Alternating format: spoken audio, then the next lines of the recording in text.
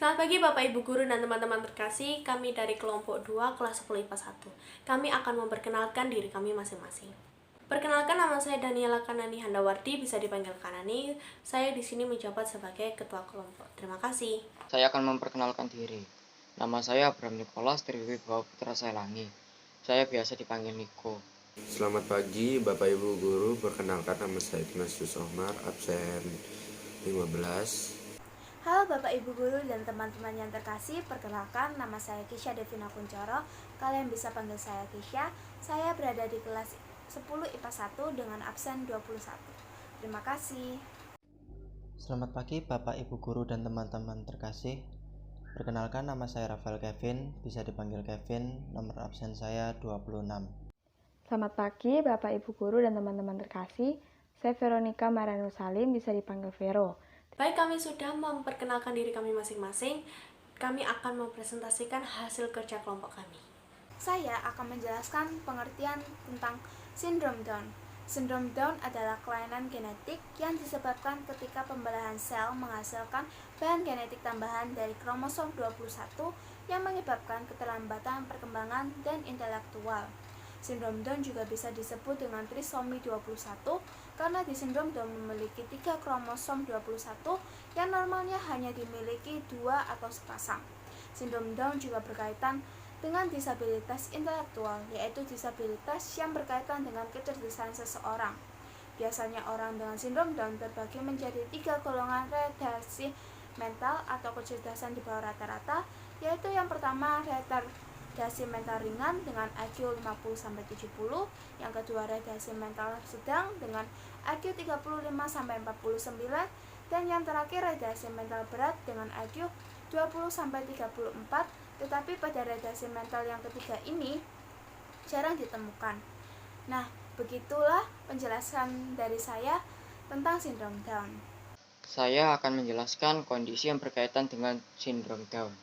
Yang pertama adalah keterbelakangan mental, yaitu kecerdasan di bawah rata-rata yang memiliki gejala utama, berupa kesulitan berpikir dan memahami yang dapat mempengaruhi keterampilan kerohanian, sosial, dan kegiatan lain. Yang kedua, autisme, yaitu gangguan perkembangan yang gejalanya bervariasi dari ringan hingga berat.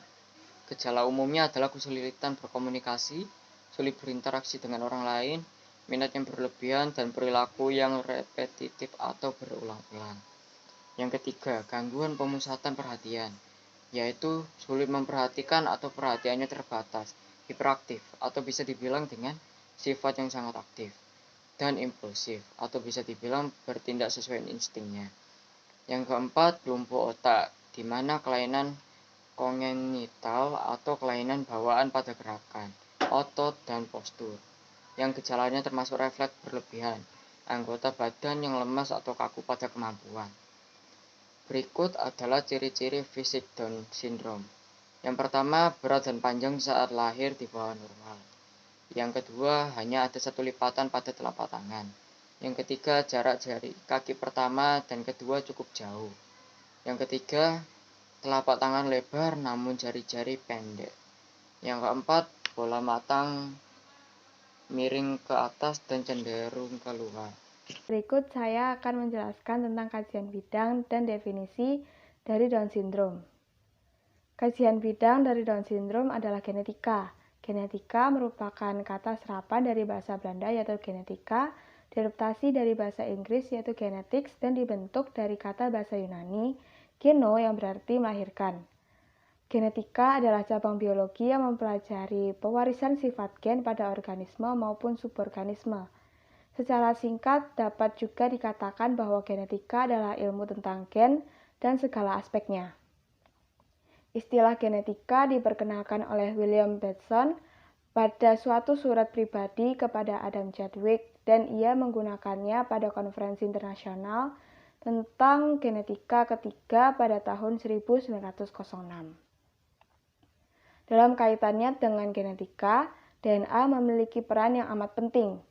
DNA adalah bahan genetik mendasar yang mengontrol sifat-sifat makhluk hidup, terekspresikan dalam bentuk polipeptida meskipun tidak seluruhnya adalah protein, dan dapat diekspresikan sebagai RNA yang memiliki reaksi katalitik seperti SNRPS.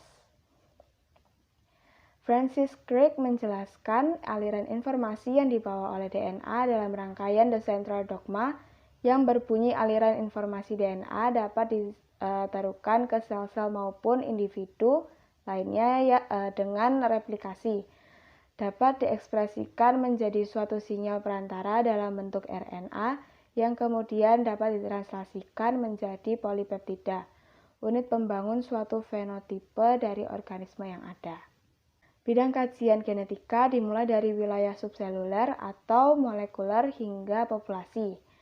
Secara lebih rinci, genetika berusaha menjelaskan 3 hal, yaitu material pembawa informasi untuk diwariskan atau bahan genetik. Yang kedua, bagaimana informasi itu diekspresikan atau ekspresi genetik, dan bagaimana informasi itu dipindahkan dari satu individu ke individu yang lain atau pewarisan genetik. Kenapa genetika menjadi kajian bidang dari sindrom Down?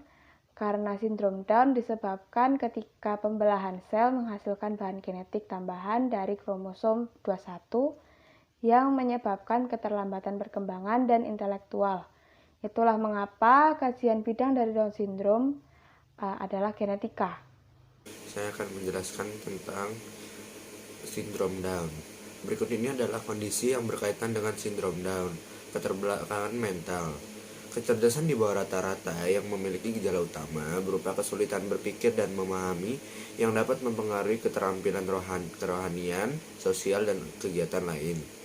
Kedua, autisme. Gangguan perkembangan yang gejalanya bervariasi dari ringan hingga berat.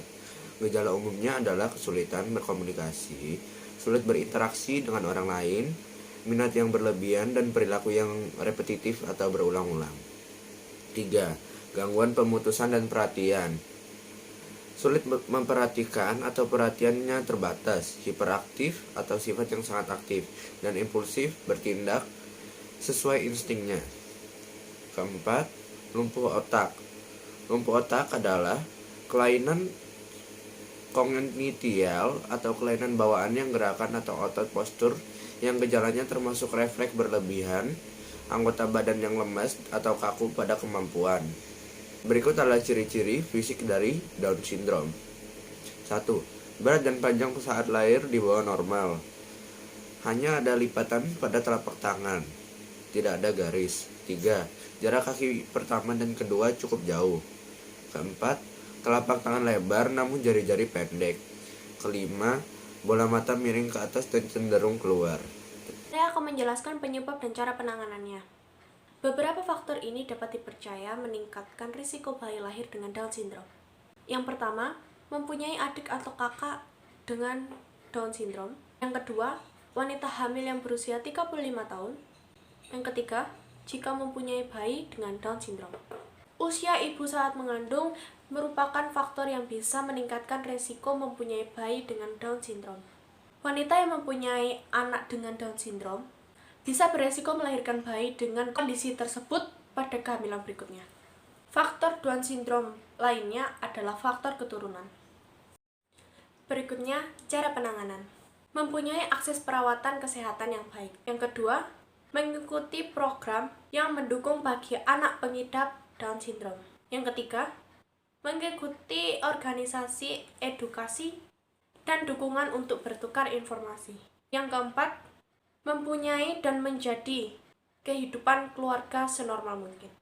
Jadi kesimpulannya, sindrom Down adalah suatu kondisi keterbelakangan perkembangan fisik dan mental anak yang diakibatkan adanya abnormalitas perkembangan kromosom.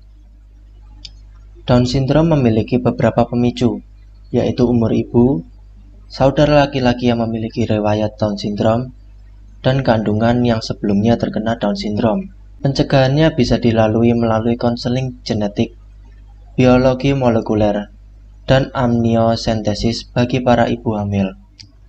Down syndrome sampai saat ini belum ditemui bagaimana cara penanganannya, tetapi bisa dibantu dengan beberapa terapi yang berfungsi untuk menggerakkan tubuhnya dengan cara atau gerakan yang tepat. Baik, kami sudah mempresentasikan hasil kerja kelompok kami. Maaf bila kami ada salah tutur kata dalam mempresentasikannya. Selamat pagi dan terima kasih.